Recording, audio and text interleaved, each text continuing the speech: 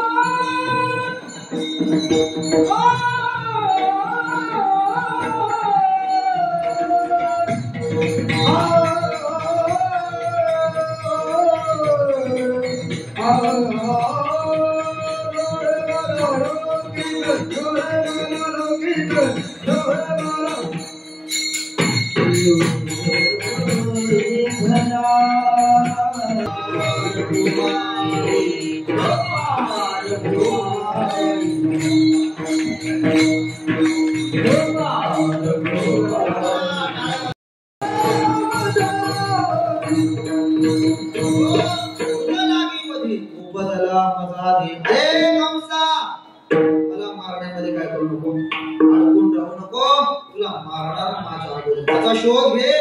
आणि मग मात्र कंस तळमळू लागला. का? कंस पहिल्यांदा थोडासा विचारामध्येच होता, कन्फ्यूज, तुमच्या भाषेमध्ये कन्फ्यूज होता. केव्हापासून? त्या 6व्या गर्भापासून. काय झालं 6व्या नंबरला, 7व्या नंबरला तो बालक रोहिणी आपल्या देवीच्या गर्भामध्ये वाढला. पण वाढल्यानंतर मधूनच काय झालं? निघून गेला. मग आता हा वाढलाय आणि मध्ये संपला, मग याला आता आपल्या आड गिनतीमध्ये धरायचं का नाही, ही पहिली त्याची शंका होती. कारण की जन्माला आला नाही, पोटात तर वाढलाय. मग आता याचा 7वा नंबर धरायचा का पुढे जो जन्माला येईल तो 7वा धरायचा, ही एक शंका. दुसरी गोष्ट, आता मुलगी झाली, मग 8वा नेमका जन्माला कधी आला? म्हणजे देवतांनी आपल्यासोबत गद्दारी केलेली आहे. कुठे माझा काळ? शोध घे. कोण शोध घे? लक्षात आलं की आपली संपत्ती, जी आसुरी संपत्ती आहे, उपयोग करावा लागेल. पुतना मावशीला बोलवलं. पुतना मावशीने सुंदर अशा प्रकारचं स्वरूप धारण केलं. हातामध्ये विना घेतला, टंग टंग टंग टंग टंग करत निघाली. ज्या घरी जायच्या त्या ठिकाणी काय स्त्री? अरे अप्सरा आहे की साक्षात लक्ष्मी? कोण असेल? सगळ्यांनी घरामध्ये बोलवायचं, बसवायचं, तिला खाऊ पिऊ घालायचं आणि नंतर तिने त्या मुलाला उचलायचं, सण लावायचं.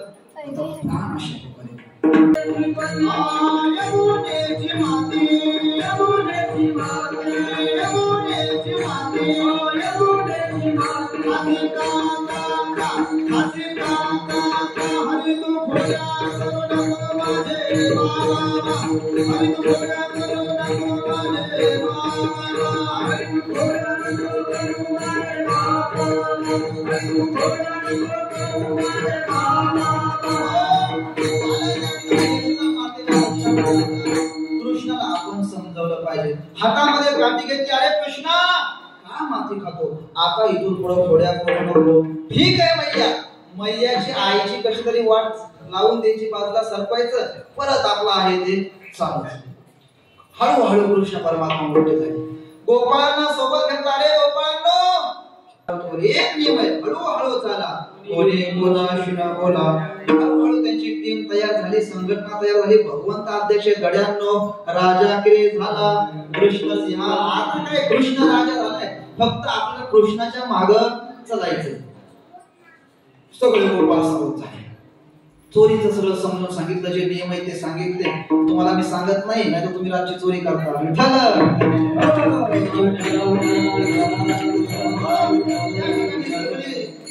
मस्त पैकी झाली.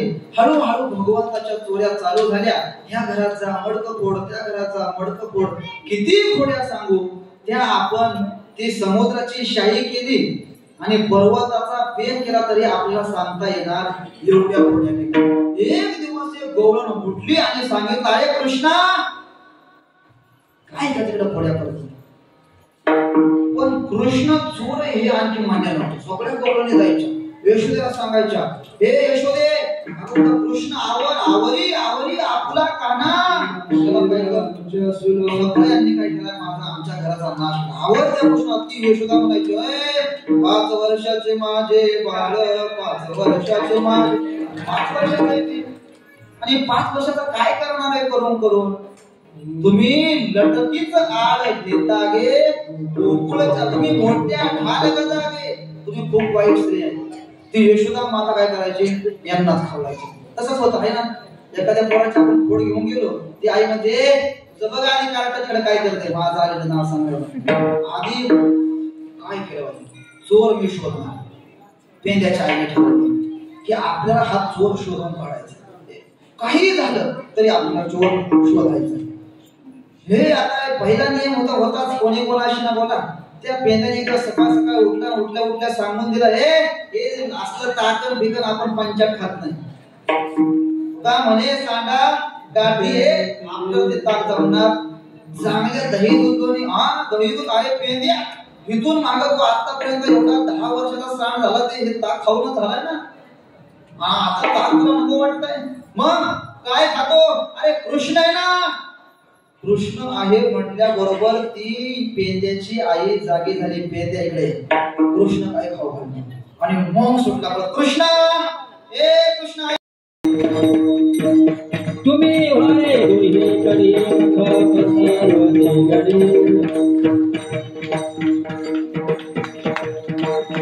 कंठे धरला कृष्ण मध्ये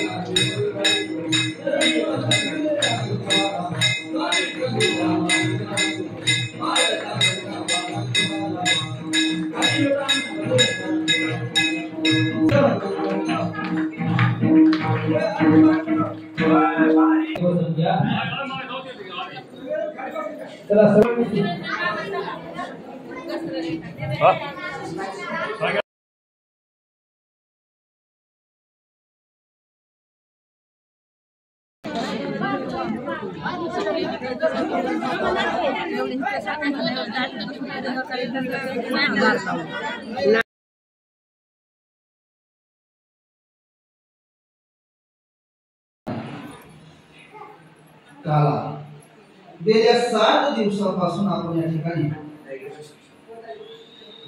भगवंताची